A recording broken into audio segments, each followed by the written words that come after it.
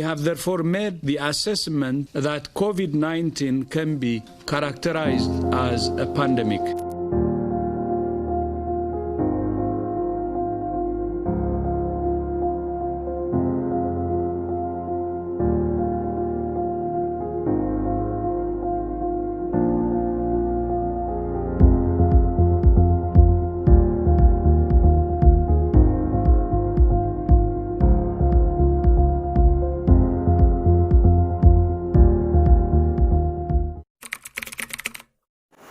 The COVID-19 pandemic is ongoing global pandemic of coronavirus disease 2019 COVID-19.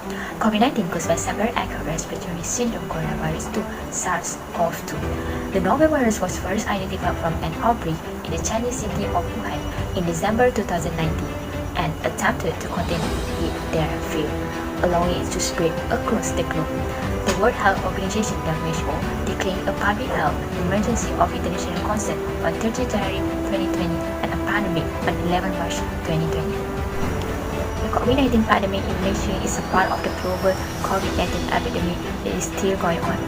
With over 2,700,000 verified COVID-19 cases, over 13,000 active cases, over 31,000 deaths with over 41 million tests as of 3 January 2022.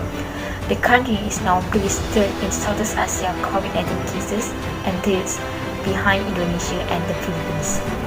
As of 15 January 2022, the pandemic had caused more than 323 million cases and 5.53 million deaths, making it one of the deadliest in history. Since January 2020, the medical response and preparedness to the outbreak in Malaysia have been overseen by the Director General of Health, Nur Hisham Abdullah, under the Health Ministry of three successful government by Mahathir Muhyiddin and Ismail Sabri cabinets. The first cases in Malaysia were confirmed on a traveler from China in Johor via Singapore on 25 January 2020. The COVID-19 pandemic in Malaysia has a significant impact on the Malaysian economy, leading to the devaluation of the Malaysian ringgit (MYR) and the country's gross domestic product decline. The pandemic also adversely affected several key sectors including entertainment, markets, retail, hospitality, and tourism. Such shortage in goods and services, many businesses had to cope with social distancing and lockdown restrictions which affected their operation and revenue.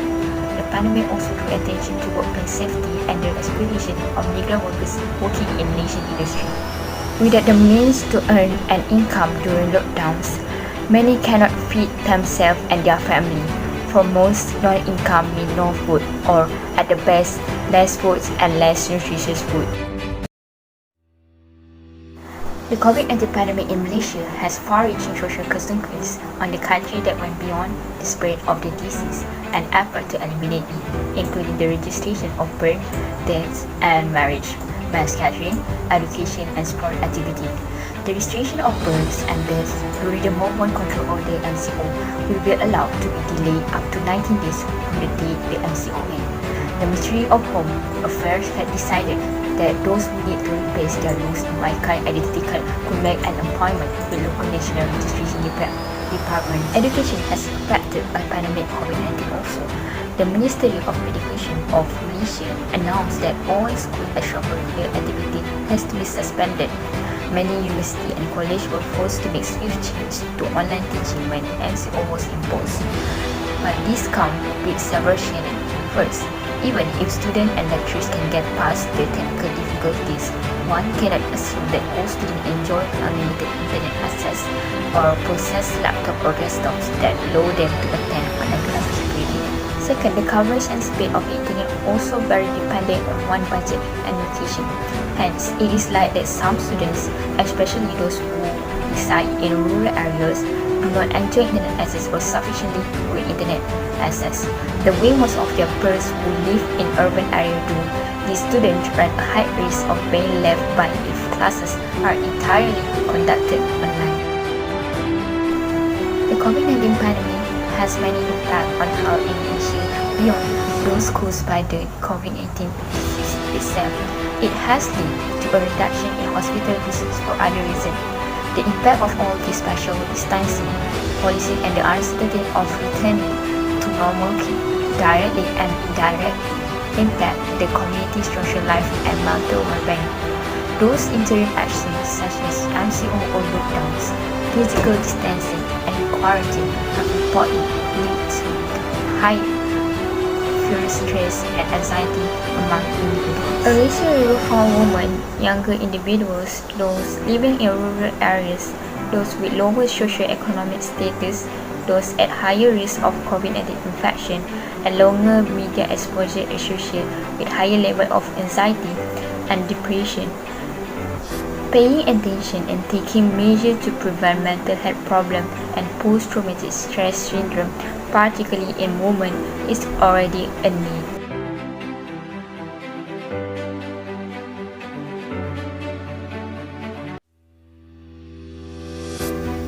For this session, we will see a view about the impact of COVID-19 according Malaysians, who have guessed that the whole entire world will be hit by a pandemic crisis that will change the life of everyone in 2020. Most countries have imposed border closure and movement control orders or MCO in their residents to reduce the spread of COVID-19 epidemic. The effectiveness of these mitigation measures is heavily reliant on the cooperation and compliance of all community members. As Malaysians, we need to learn the knowledge, attitudes, and do some practices regarding COVID-19. In the face of these new life changes, people are advised to follow to the 3C and 3W guidelines. Among of the steps that can be taken to avoid 3C, which is firstly, C for crowded space. By avoiding crowded space, it will be difficult to people to maintain social incarceration. Secondly, C for confined or enclosed space. Confined space with poor ventilation are known to be hotspots for COVID-19 transmissions. And lastly, C for close conversation. By avoiding close conversation, people can maintain social distancing. For addition, to always maintain the social distancing, people must always maintain the gap between 1 to 1.5 meters per person. So, what are the roles of Malaysians to prevent COVID-19? The main role is the government. The government must educate the public about the novel coronavirus of 2019. Besides, the government must provide up-to-date information on the spread of the coronavirus both within and outside the country.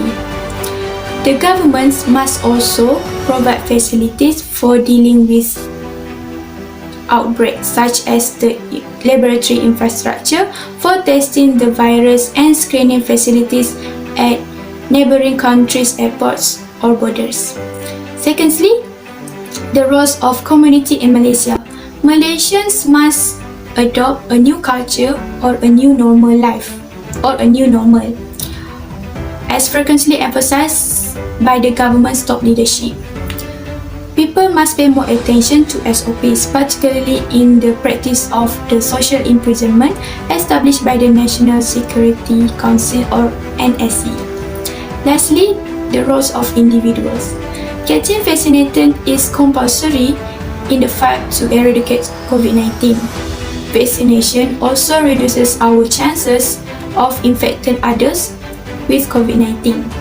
Starting from ourselves, SOPs can be successfully implemented. In conclusion, despite the fact that the number of daily COVID-19 cases is decreasing and regulations are being relaxed, we must remain vigilant and continue follow SOPs. We will live in this new normal as long as we do not carry out the responsibilities and follow the guidelines that have been issued. There is a chance that the number of daily cases will rise again, and it is possible that the MCOs will be enforced again in the future. Always take the first step and consider that the MCO news, as it will assist us in taking care of each other.